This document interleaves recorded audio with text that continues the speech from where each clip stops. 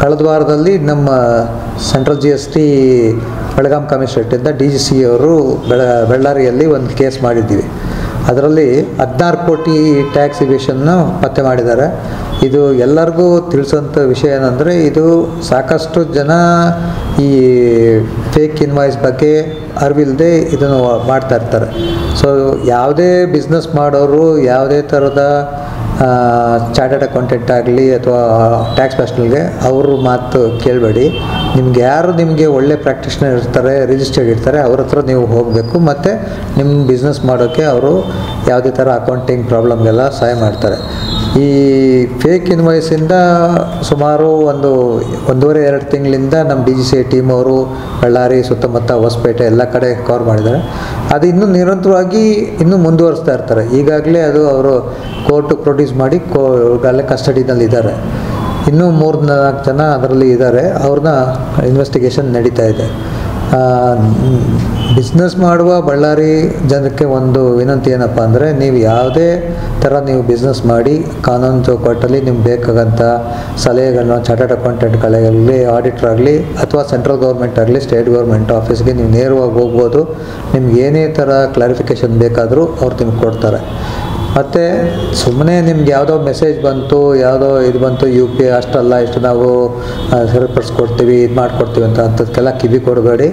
ಆಮೇಲೆ ಸುಮ್ಮನೆ ನೀವು ಬೇಡದೇ ಇರೋರ ಹತ್ರ ನೀವು ಸಿಕ್ಕಾಕೊಂಡು ಮತ್ತು ನಿಮ್ಮ ಡೀಟೇಲ್ಸು ಅಕೌಂಟೆಲ್ಲ ಬೇರೆ ಕಡೆ ಹರಿದು ಇನ್ನೂ ನಿಮಗೆ ಪ್ರಾಬ್ಲಮ್ ಜಾಸ್ತಿ ಆಗುತ್ತೆ. ಈಗ ಫೇಕ್ ಇನ್ವಾಯ್ಸ್ ಫಾರ್ ಎಕ್ಸಾಂಪಲ್ ಯಾವ ಥರ ಅಲ್ಲ, ಫೇಕ್ ಇನ್ವಾಯ್ಸು ನಿಮಗೆ ಅದು ಈಗ ಅವ್ರದ್ದೇನೋ ಬಿಸ್ನೆಸ್ ಮಾಡದೆ ಎಲ್ಲೋ ಒಂದು ಕಡೆ ಕೂತ್ಕೊಂಡು ಅವ್ರು ಜನ್ರೇಟ್ ಮಾಡ್ತಿರ್ತಾರೆ. ಅವ್ರ ಹತ್ರ ಯಾವುದೇ ಸಪ್ಲೈ ಇರೋದಿಲ್ಲ, ಯಾವುದೂ ಇರೋದಿಲ್ಲ. ಎಲ್ಲ ಒಂದು ರೂಮಲ್ಲಿ ನಡೀತಾ ಇರುತ್ತೆ. ಅದು ಅವರು ಪ್ರಾಡಕ್ಟ್ ಏನೂ ಇರೋದಿಲ್ಲ, ಏನಿಲ್ಲ. ಇನ್ವಾಯ್ಸ್ ಹೋಗ್ತಾ ಇರುತ್ತೆ, ಅವ್ರಿಗೆ ದುಡ್ಡು ಬರ್ತಾ ಇರುತ್ತೆ, ಇವ್ರು ತಿರ್ಗಾ ದುಡ್ಡು ಆಗ್ತಾ ಇರುತ್ತೆ. ಅದಕ್ಕೆ ಬಿಸ್ನೆಸ್ ಅಂತ ಹೇಳೋದಲ್ಲ. ಅವರು ITC ಕ್ರೆಡಿಟ್ ಕೂಡ ತೊಗೊಳ್ತಾ ಇರ್ತಾರೆ, ಸುಮ್ಮನೆ ಪಾಸ್ ಆನ್ ಮಾಡ್ತಿರ್ತಾರೆ. ಇದು ಮಾಡಬಾರ್ದು. ದೇಶಕ್ಕೆ ಭಾರಿ ದೊಡ್ಡ ಅನಾಹುತ ಇದರಿಂದ. ಸೊ ಫೇಕ್ ಇನ್ವಾಯ್ಸನ್ನು ಯಾರು ಮಾಡಿ ನಿಮಗೆ ದುಡ್ಡು ಮಾಡಿಕೊಡ್ತೀವಿ ಇದೆಲ್ಲ 108 ಹೇಳ್ತಾರೆ. ನೀವು ಸ್ವಲ್ಪ ದುಡ್ಡಿದ್ರೆ ನಾವು ನಿಮ್ಗೆ ದುಡ್ಡು ಬರೋಂಗೆ ಮಾಡಿಕೊಡ್ತೀವಿ ಅಂತ. ಇದಕ್ಕೆಲ್ಲ ಕಿವಿ ಕೊಡಬೇಡಿ. ಮತ್ತು ಇರೋ ದುಡ್ಡು ನೀವು ಕಳ್ಕೊತೀರ. ಮತ್ತು ಮುಂದೆ ಸಿಕ್ಕಾಕೊಂಡ್ರೆ ತುಂಬ ಪಶ್ಚಾತ್ತಾಪ ಪಡ್ತಿರುತ್ತೆ. ನಿಮ್ಗೆ Ganesh Kumar, assistant commissioner, central GST, Bellary. And today's press release what we want to give to press is regarding the fake invoice and fraudulent claim.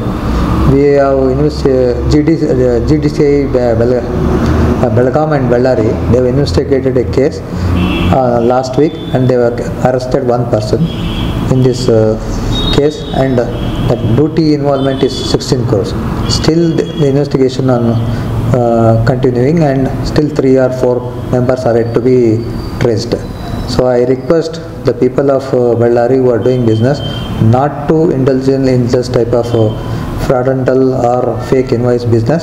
Better to do their business and contact their auditors or CAs or central government or state government office for their clarification. So I wish all the people of Bellary a happy 79th Independence Day. ಬಳ್ಳಾರಿಯ ನಿರಂತರ ಸುದ್ದಿಗಾಗಿ ಬಳ್ಳಾರಿ ಬೆಳಗಾಯಿತು ಚಾನೆಲ್ನ subscribe ಮಾಡಿ ಹಾಗೂ bell icon ಒತ್ತಿ.